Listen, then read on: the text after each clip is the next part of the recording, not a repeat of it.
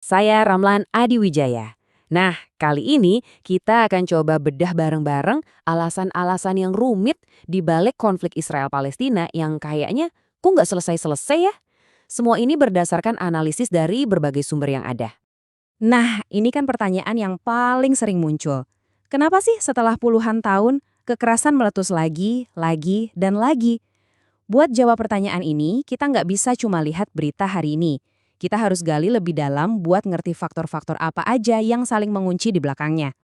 Oke, mari kita mulai. Kita akan lihat konflik ini lewat beberapa kacamata atau lensa yang berbeda. Mulai dari tanahnya sendiri, lalu beban sejarahnya, doktrin militernya, sampai ke politik yang bikin semuanya makin ruwet. Tujuannya, biar kita dapat gambaran yang lebih utuh.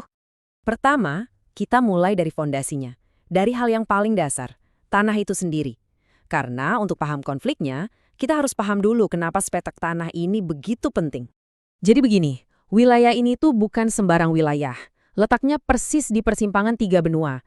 Sejak zaman dulu, ini adalah jalur utama perdagangan dan militer, deket banget sama terusan Suez. Jadi siapapun yang menguasai tanah ini, dari zaman Firaun sampai sekarang, ya dia pegang kartu truf geopolitik yang besar. Nah, sekarang coba kita lihat lebih dekat. Dua wilayah Palestina ini, Gaza dan tepi barat, punya karakter yang beda banget. Gaza itu kecil, sempit, dan padatnya luar biasa. Jadi susah banget dikontrol.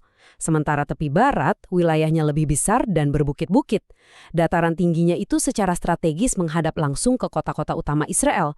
Masing-masing punya tantangan keamanan yang beda total. Lihat angka ini.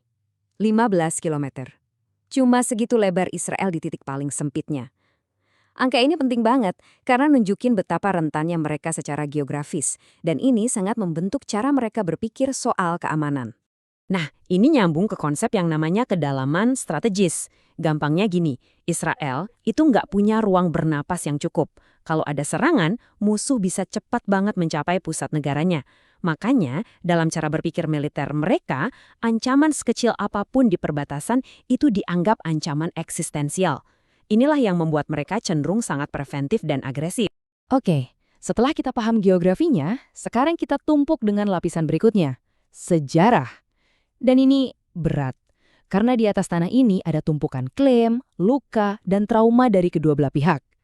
Ada 3 momen penting di abad ke-20 yang jadi pilar konflik modern ini.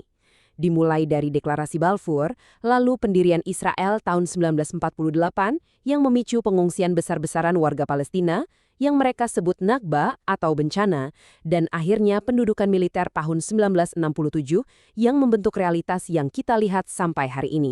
Nah, ini sisi lain dari koin sejarahnya. Trauma yang mendalam, terutama Holocaust, itu menanamkan sebuah psikologi nasional di Israel. Sebuah mentalitas, kita tidak boleh lemah lagi. Dan mentalitas inilah yang seringkali jadi pembenaran di balik tindakan-tindakan militer yang ekstrim, karena dianggap sebagai cara untuk bertahan hidup. Oke, kita geser ke lensa ketiga. Sekarang kita fokus ke ketidakseimbangan kekuatan yang sangat besar dan doktrin strategis yang jadi panduan setiap aksi militer di lapangan. Inti dari strategi militer Israel itu bisa diringkas jadi 3 poin ini. Intinya adalah pencegahan lewat kekuatan yang luar biasa. Logikanya begini, setiap serangan, misalnya satu roket dari Gaza, harus dibalas dengan kekuatan yang jauh lebih besar. Tujuannya untuk mengirim pesan yang sangat jelas. Jangan coba-coba lagi. Tabel ini nunjukin dengan jelas betapa jomplahnya kekuatan di sini.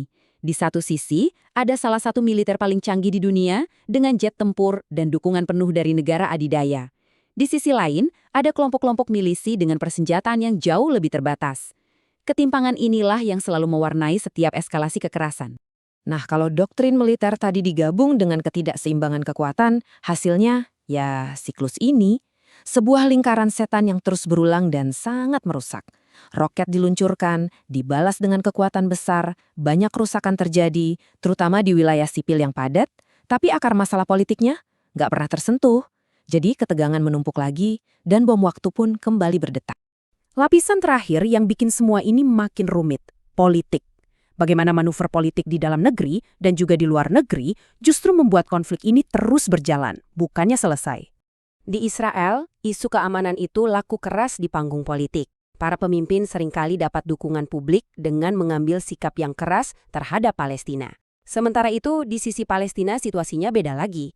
Ada perpecahan besar antara Fatah yang menguasai tepi barat dan Hamas di Gaza. Perpecahan ini membuat mereka lemah dan sulit punya strategi bersama yang efektif. Dan jangan lupakan faktor eksternal. Peran Amerika Serikat di sini sangat krusial.